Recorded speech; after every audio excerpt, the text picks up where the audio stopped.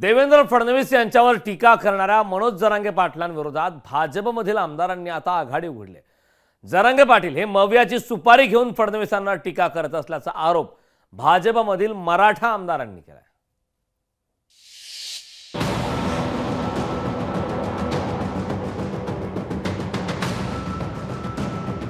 मनोज जरांगे पाटील आणि देवेंद्र फडणवीसांमध्ये संघर्ष आणखीनच वाढत चाललाय।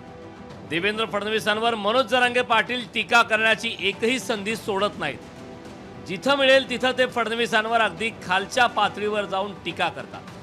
फडणवीसांवर मनोज जरांगे पाटलांनी टीका करू नये असा सल्ला आमदार राजेंद्र राऊतांनी दिला। एकाला टार्गेट करून एकाला म्हणजे ती फडणवीसांचं मी म्हणत नाही, महायुती सरकारचं म्हणतो, शिंदे साहेब मुख्यमंत्री आहेत, मराठ्याचे आहेत। महायुतीच्या सरकारला पाडून महाविकास आघाडीचं सरकार आणायचं हे जर तुमच्या मनामध्ये असेल, हे जर पाप असेल, मग माझी 10-20 हजाराची सभा तुम्ही आहे तर मी आहे जमली जाणार। राजेंद्र राऊत यांनी केलेल्या आवाहनाला जरांगे पाटलांनी केराची टोपली दाखवली।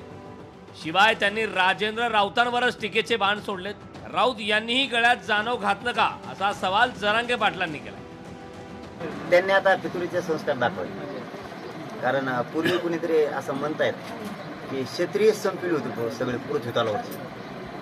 आता देव वारसा यांना बहुतेक ते आता जाणव घातलं वाटतं देवेंद्र फडणवीस। राजेंद्र राऊतांवर केलेल्या टीकेनं भाजप नेते संतप्त झाले। प्रवीण दरेकरांनी राजेंद्र राऊतांवर टीका करणाऱ्या मनोज जरांगे पाटलांचा खरपूस भाषेत समाचार घेतला। महाविकास आघाडीची सत्ता आणण्याची जरांगे पाटलांनी सुपारी घेतल्याचा आरोप दरेकरांनी केला। मी म्हणजे मराठ्यांचा देव अशा प्रकारचं जे काही भ्रमाचं जरांगे त्या ठिकाणी वागतायत, त्या भ्रमाचा भोपळा आता फुटायला लागलेला आहे।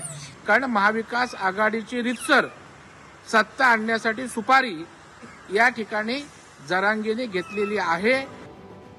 जरांगे पाटील यांच्याकडून सातत्याने होणाऱ्या टीकेमुळे भाजपमधील मराठा नेत्यांमध्ये अस्वस्थता आहे।